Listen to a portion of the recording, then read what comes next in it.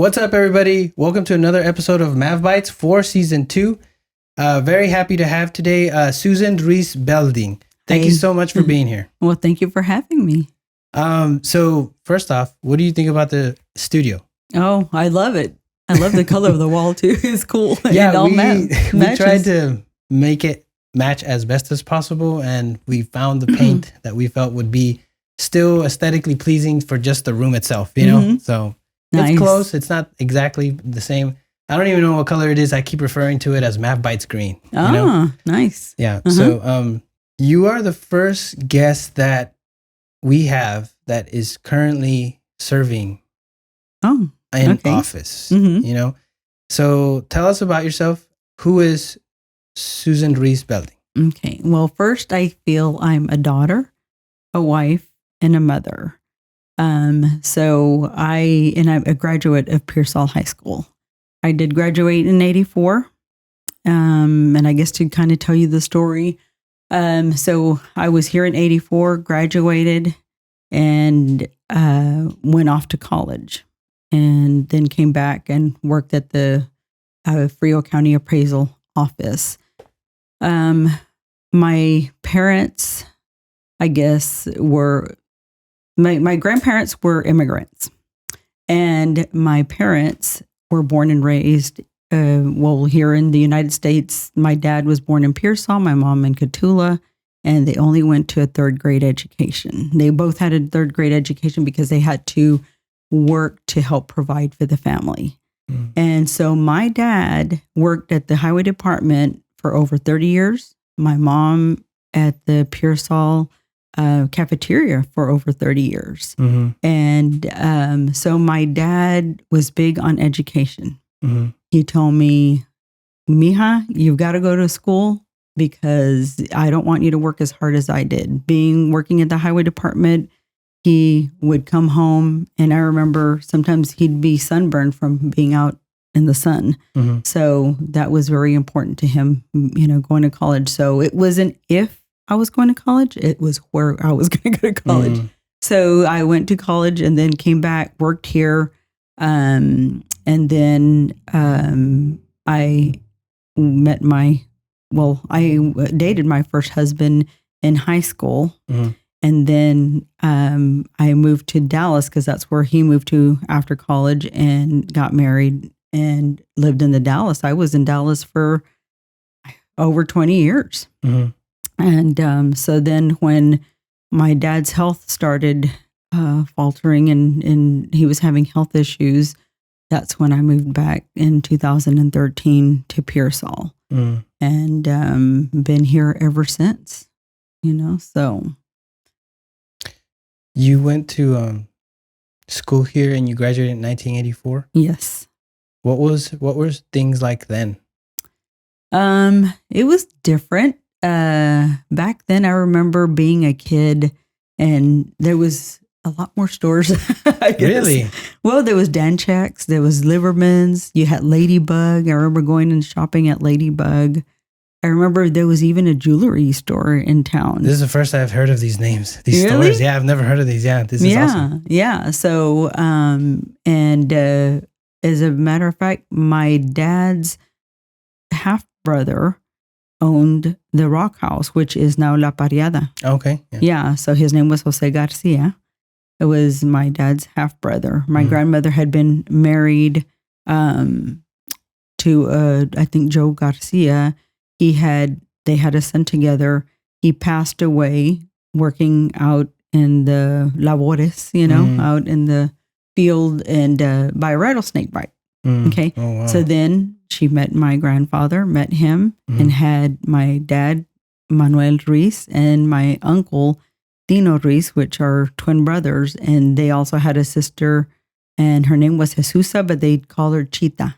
And as a matter of fact, my tia Chita and my uncle, Manuel Morales, had a store on Peach Street. And that store is no longer there. I don't know what happened, if they tore it down or what, but they used to everybody knew it as a place that go like a deli. They had bologna there and they'd slice it up and stuff. And so they had a store in town. And which was at the time I lived on Mulberry Street. So when I was a kid, I'd walk to that store and go buy candy and get bologna or whatever and then come back home. So, I mean, it was different times back then. And I don't know, it was, my parents did not even get air conditioning in their house till after I went off to college because I had air conditioning, you know.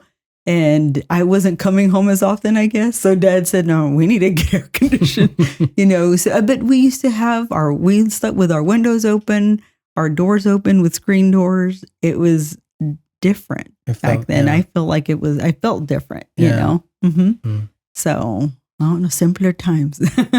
I hear that a lot. And I guess it always feels like that whenever you refer back to the past. Even my childhood, I was born in the 90s. Mm-hmm.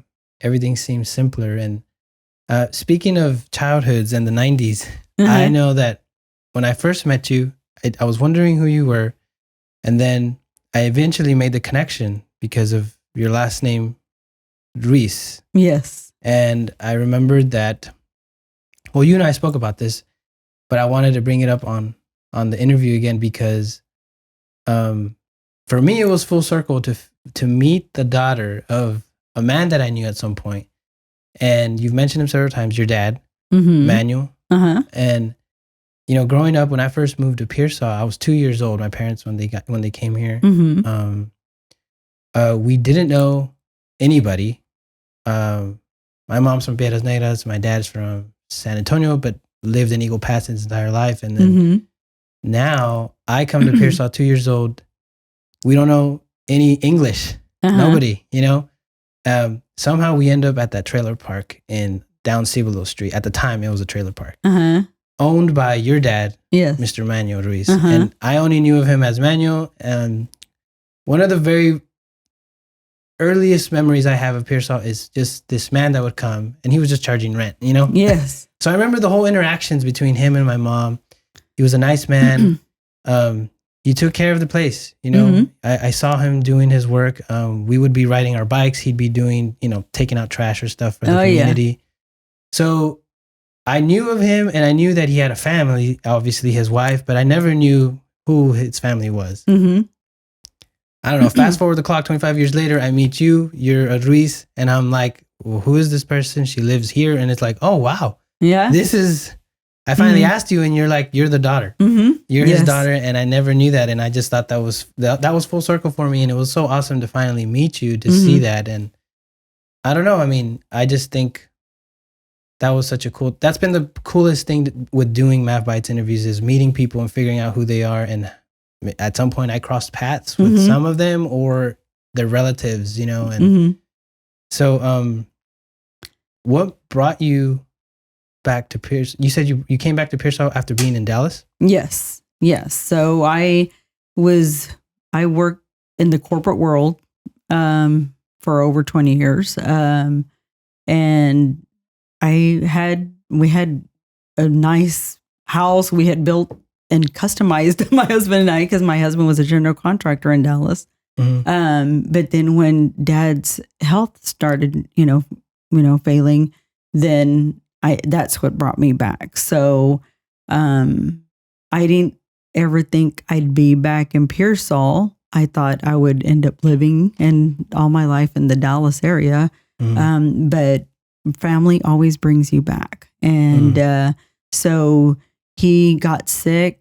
He had, in his early to mid 70s, I think he had a triple bypass. And so I think it was catching up to him. So he suffered from congestive heart failure. And he went into the hospital and you could just see it was progressing. And I had to decide, what am I going to do? And I have to come back here. And so that's when I decided I was going to have to make that move, to take care of my mom and my dad. And my mom has dementia, and she already had started that process. She's had it. I think she might have started getting that. I think we kind of noticed it in 2010 or so. So he already knew, and he would tell me, "¿Quién me la va a cuidar? Who's going to take care of her for me if something happens to me?" And I'm like, "Dad, don't worry. I'll I'll move here. I'll do whatever we have to. So that's when we decided to build the RV park. And then that, in order to make, I guess, a little bit better, income from it as well, so that I can live here and be here with him. And that's what we did, and unfortunately, after 2 weeks of moving here, it's as though he was waiting for me because he ended up passing, 2 weeks later. Yes. So, and now I take care of my mother, and she's 91. She'll be 92 in July. And, it's a terrible disease. They call it the forever or the long goodbye, because you just see the changes in the decline. And it's hard to see, it's very hard to see. So, but that's what brought me back. Yeah. Wow. Yes. I had no idea she was still with us, Yes. I remember her too. And mainly just from far away, I would see him and his wife, Mr. Manuel, Mr. Ruiz. And especially because we would ride our bikes around the back alley of the home. Yes. We would ride out. I grew up there, so we were everywhere, And I mean, and when you told me that, I don't know. It was just like, oh, wow, that is so cool that you grew up there, knowing my dad. Yeah. And it's like our house, I live in that house, but we've totally remodeled it from the inside. And my husband and I, it had paneling. Back then, the houses were, I moved in there when I was in second grade, and they had paneling and everything. So little by little, my husband and I remodeled it, and we replaced the fixtures. I mean, even the doors, everything. It looks like a new house inside. But when I redid one of the ceiling fans and I kept it inside, he wrote his name, and he had written in there, even though I may not be here anymore, just know that I love you. And I ran into that just about 2 or 3 years ago. And I was like, oh my gosh, I mean, it's like a message, but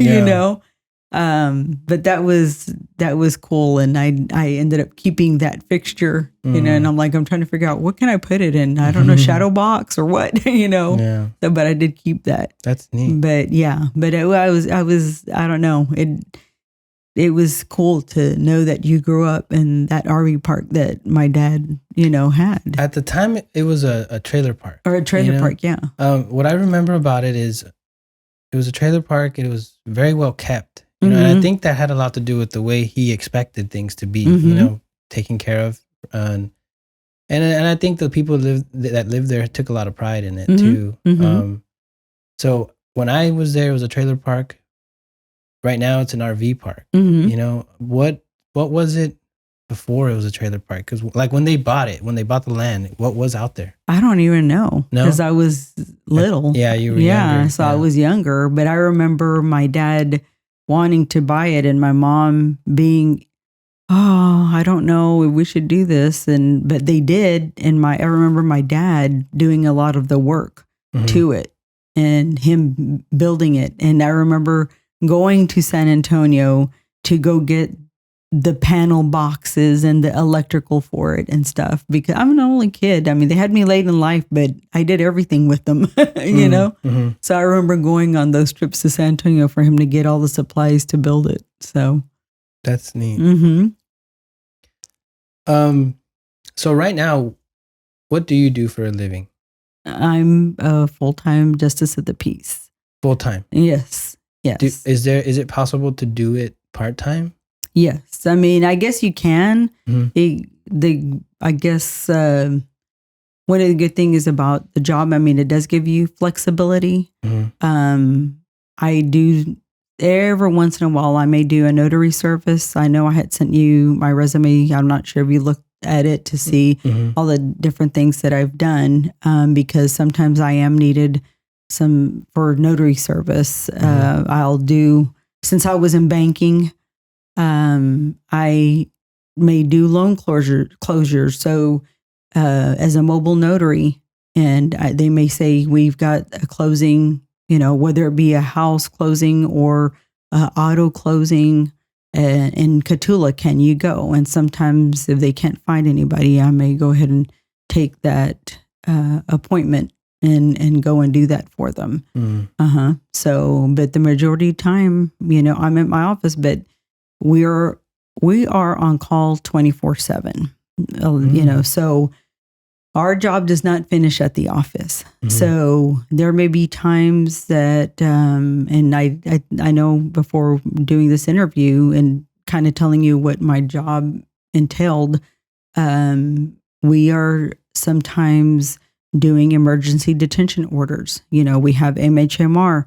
They have a situation at the hospital with somebody, and we may have to do an emergency detention on them. So they'll call me and they'll end up sending me paperwork to get signed, and I sign it, and then they take that person to a hospital or whatever, where they found a bed for them. Sometimes it's an inquest. An inquest is when there's an unexpected death in the county.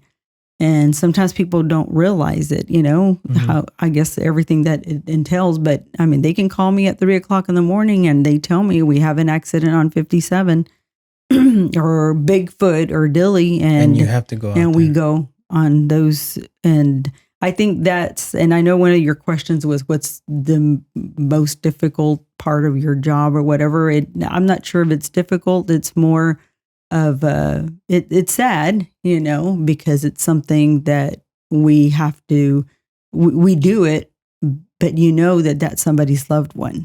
And sometimes depending on where things happen, and if it happens at home too, and you have to, it's sad for the family, and you have to talk to the family about, what has happened. So, So you go and you assess the situation, and you're the one who has to deliver the bad news. No. If it's an accident, a lot of times, let's say, for example, I know once we had an accident on 140.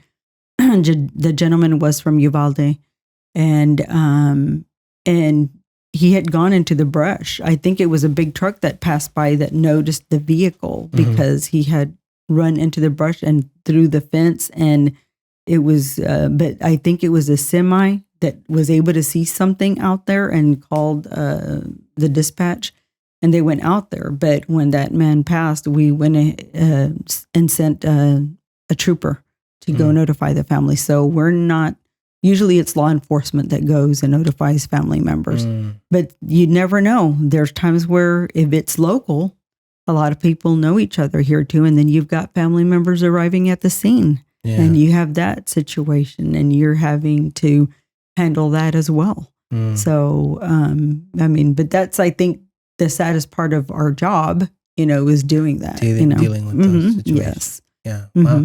Well, I had no idea. And so this requires you to be on call, but you mentioned earlier that there's a rotation. Yes, we usually rotate, and certain weeks, and we start on Monday through the weekend, and then we'll be on call during that week. So anything that happens that needs attention to in the county, the person on call. Now, JPs are the only ones, because I know municipal can be on call, but JPs have jurisdiction over inquest. Municipal judges do not. So that's not their jurisdiction. So they'd have to call it JP. What would you say the biggest difference between municipal and JP is? The difference is that we deal with county. So a lot, like our citations come from the SO, from Sheriff's Office, and DPS, where PD, they send their tickets to municipal. So aside from the 24 on call for 24 hour, and having to deal with these situations, what else does your justice of the peace position entail? We have, so any disputes of like up to 20,000 that may be like, if let's say it's small claims, or if it's a debt claim, we deal with evictions and we deal with some administrative stuff, and we do monthly reports as well. So we have the OCA, which is the Office of Court Administration, that we have to do reports to. We have DPS reports that we do. We do our monthly financial reports, which we give to our auditor and treasurer and the commissioners on, what was brought in citations and stuff like that, what we brought in. So there's different reports, and these reports have to be accurate.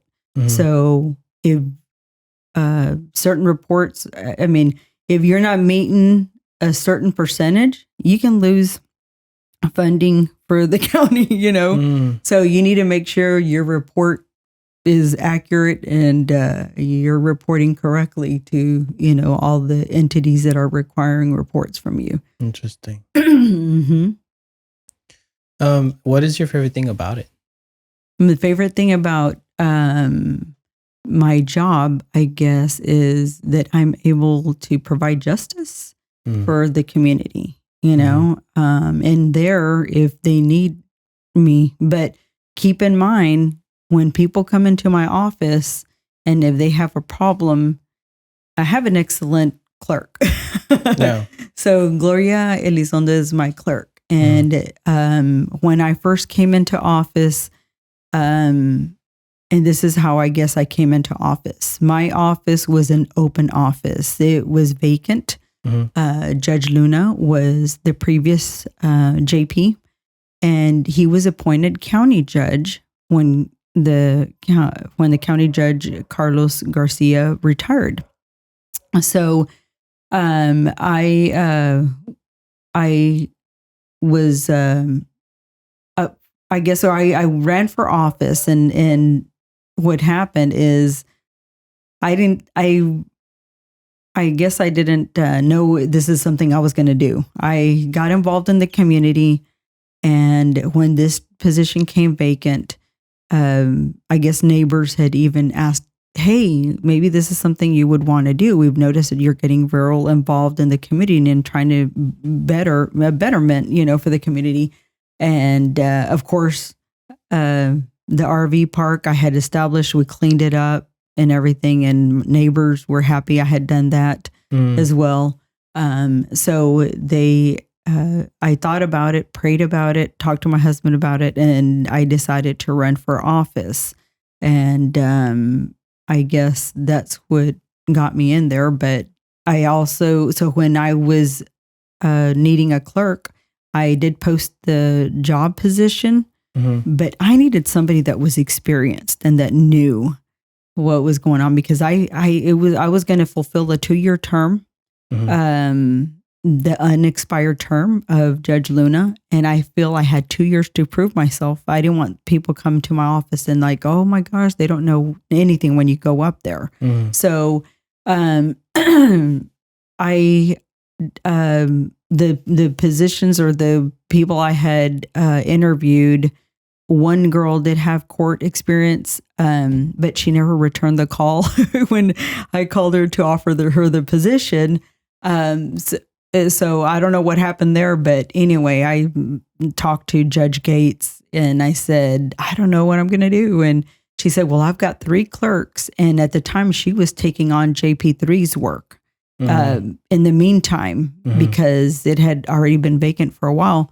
And she says, why don't you take one of my clerks and I'll talk to them. And because since you're taking some of the workload, they may make me get rid of a position. So that's what we did. And Gloria, came to work for me. And she when people come into my office and they have a problem, she'll ask them, are you going to be filing in this court? Because I can't hear people tell me their problem if they're going to be filing. Because when I go into that courtroom, I have to go in with a clear head and unbiased to think something. I can't already be forming an opinion. So, but I'm glad to help people, with other things. I mean, when they come into my office and talking to them, but I mean, I do like helping people, Mm-hmm. and that's, I think, what I like about my position. You feel like you're helping and you're providing justice, to them, so that's what I guess I like about my job is being there for them.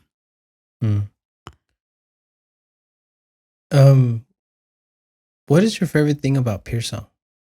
My favorite thing, I think, is the sense of family, and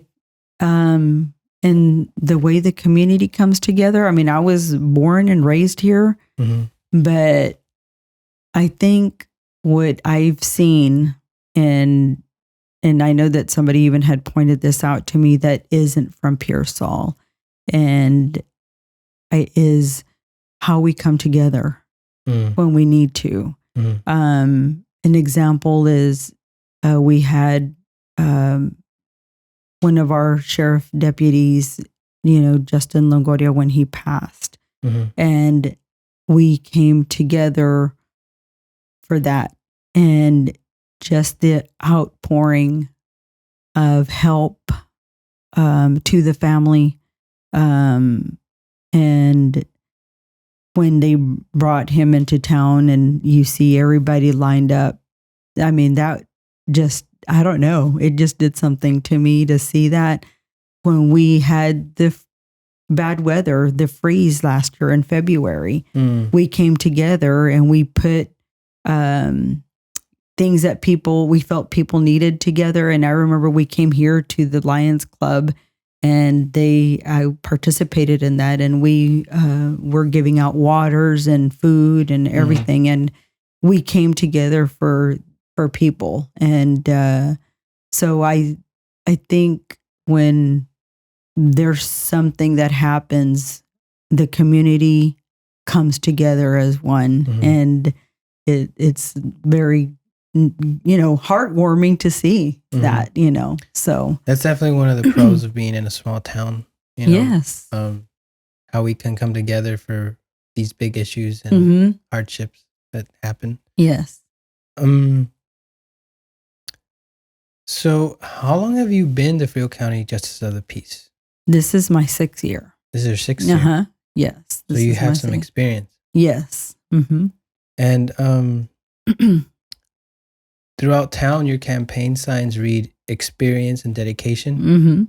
Why was it important for you to highlight those two words? Well, because this is my 6th year, and I have the training. So when we go through school, we do go through the Texas State University, does I guess all the training and the desk books required for us. And we go through that training, and we have continuing education that we do. So I have over 220 hours of judicial experience and training for that. And then the dedication. I know when I get cases, I tend to, review them and get up to speed on those and look at what it's pertaining, the rules and laws that are pertaining to that case.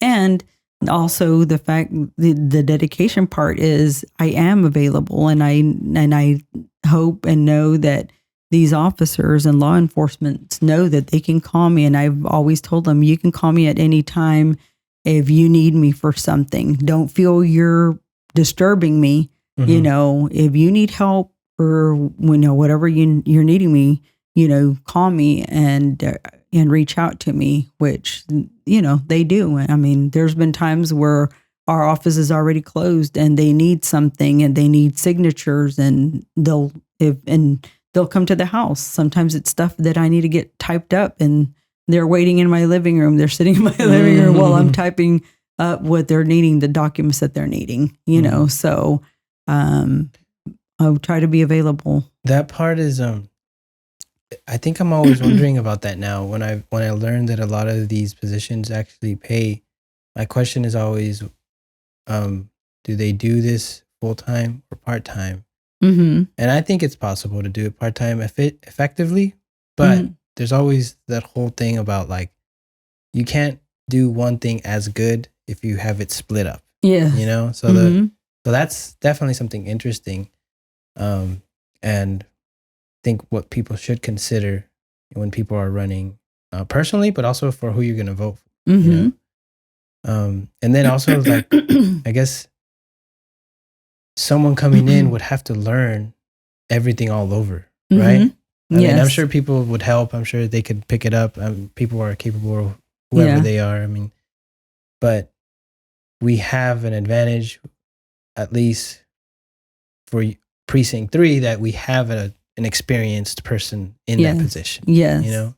And I know that precinct 2 judge, I know Judge Sinden decided he's going to be retiring. So I know I've taken it upon myself to, when we get new judges, I do some of the training for them. I was very instrumental in bringing video magistrate to Frio County because when COVID hit us, that was something that the judicial system wanted us to do, is to do things more virtually for protection, not only for ourselves, but for law enforcement and inmates, you know, the staff that's at the jail. So I looked into it, and I ended up going to Commissioner's Court and getting video magistrate approved. And it's CJIS compliant, which is through the Jail Commission. So we, instead of us going to the jail and magistrating, we do it online. So we do that. I also was instrumental in getting Lockhart as our medical examiner. We used to use Bexar County. Bexar County went up on their prices, and then they also stopped taking bodies for autopsy last year because they were inundated with, you know, autopsies just for Bexar County. So Lockhart does it for a much lesser cost than Bexar County. And then I work with a local funeral home here for the transport. If for some reason that funeral home is not available, maybe they're out with another case, we have, I worked with a county judge, Judge Hurley from Atascosa County, and he formed a transport, unit of people that will come out that are certified to come and pick up the body for us as well. So that I arranged that transport into our new medical examiner in Lockhart as well. So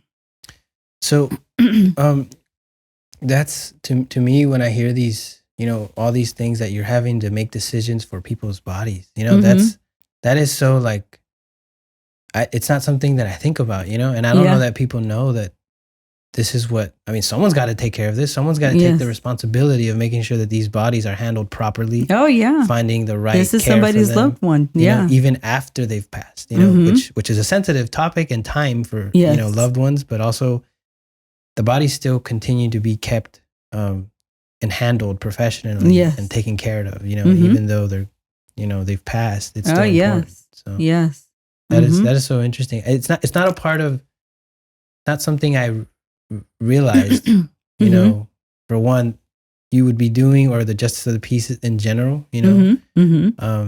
But then again, I mean, someone has to do it. Yes. And after working with that and then working with funeral homes, it's like, I even tell them, oh my gosh, I have a newfound respect for them because they go even further, you know, than what we have to do. So what they have to do. What they have to see and handle. Yes, exactly. So I before I did this, I didn't realize how entailed it was until I do it now. But you know, it's just it's part of the job, and you get it done at the most professional as you can. And then you have to talk to the families. as well, and be able to, sometimes you get the autopsy reports, and I have to call them into my office and give them what the outcome was and stuff. So yeah, just doesn't stop when you leave the scene. And because your position is paid, do you feel any pressure to be in the position that you are? I don't know if it's so much pressure. I mean, you want to be a good role model, and have, I feel I have to, you're representing Frio County, and so you have to, just when you're out, whether it be in public and stuff like that, I mean, you're representing the county, I feel. And so I guess just have, and also trying to be a leader, and be an example, I guess, for people. So, I mean, I'm not sure if it's so much pressure. I don't know. I just go to work and home, and take care of my mother, so I don't know if I have to work too much. Best as you can, yes, exactly. And make people proud to be a part of the Frio County. Show that, you're proud, right? Yes. What are you most proud of in that position? In my position, gosh, what am I most proud of? I guess the fact that, I'm glad I was able to get video magistrate. I think that has made a lot of things easier. But I was going to say, I'm all for tech, bringing in tech to all kinds of modernizing. That's my favorite thing to hear and do. Yeah. And I think our town can benefit a lot from that. Yeah. And every time I hear that, so I commend you for that. Yeah. And COVID did us a favor in that sense, in pushing us into those things, to try it out at least. Because I think that's what being in, I know that I had asked the county auditor and the commissioners to get us laptops so that we could work more from and do stuff from home. And so I think one of the things that I've changed that has made me proud of doing that, because doing it electronically and not having to leave. There's times that people are out on, driving or whatever, they get stopped for DWI if they refuse breathalyzer. Sometimes DPS are needing blood warrants. So they'll call me up and we can do it electronically now. I don't have to go to the hospital, or if they have them at the sheriff's office, send it to me, and it just expedites a process faster. EDs, like I said, emergency detentions electronically. So I think that's a change that I helped bring on that makes me proud and I know that the other judges that use it have enjoyed it too, because they don't have to leave. We can do it right then and there and on our computers, so. That's the big pro about technology, is that it can a lot of times make things a lot more convenient. Yeah. And personally, I'm proud of my boys. I have 2 sons. I have a son, Eric. He's 29. And in 3 years, hopefully, he will be a doctor. Oh, that's awesome. Yes. And his wife Erin, just got accepted to continue her education, and she's going to be going for her master's.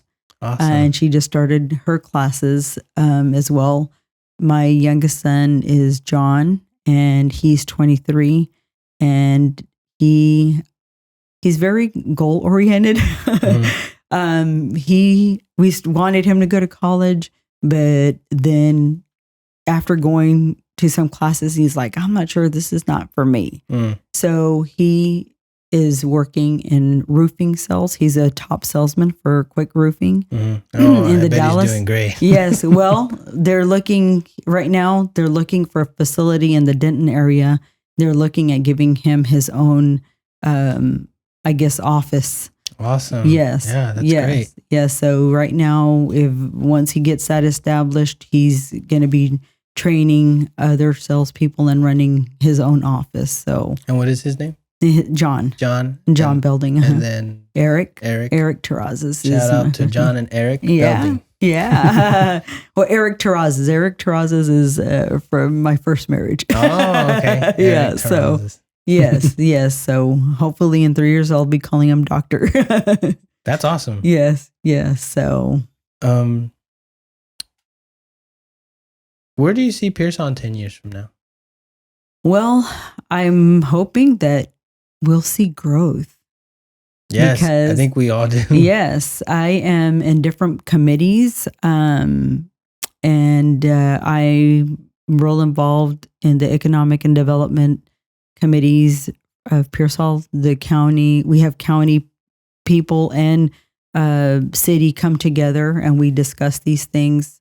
And I'm hoping to see some changes, hopefully coming soon. I really can't talk about it too much right now, because we're looking at things, but hopefully we'll be seeing some changes soon. Well, that's exciting. And I mean, like they told us, it's things that we're working toward. It might not happen overnight, and it might be very fast, but it's hopefully pointing us in the right direction that we're wanting to go to. That's exciting to hear. Yes. How would one get it into a committee like that if you want to be more involved with those things?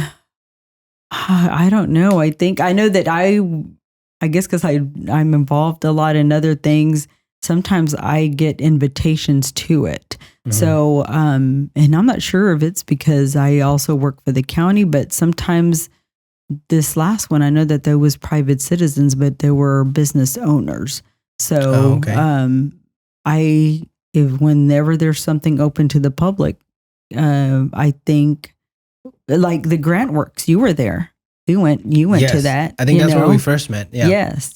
So when I saw that posted, I mean, I went to it, and that's the thing. We need people to get involved, and we need people to come to sitting meetings too. I mean, I don't go as often now because I do a lot with the county part. I try to attend all the commissioner court meetings, so I know what's going on in our county, but people need to get involved, whether it be city or county or both, and come to the meetings so they know what the people that you've elected to do are doing and what's happening, in our community. I completely agree. And I think that's actually how Matt and I decided on doing this show, because we want to get more of the community involved in the election process, but as well as just business that happens here, and also highlight just things that happen that are positives in Pearsall, and the only way that we can grow or progress or do better in the town is if we get more people involved.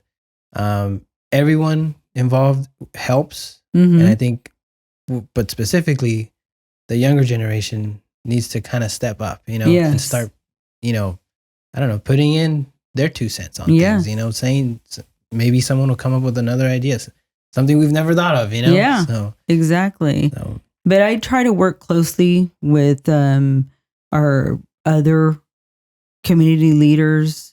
I feel comfortable reaching out to our city manager when I need to, our commissioner.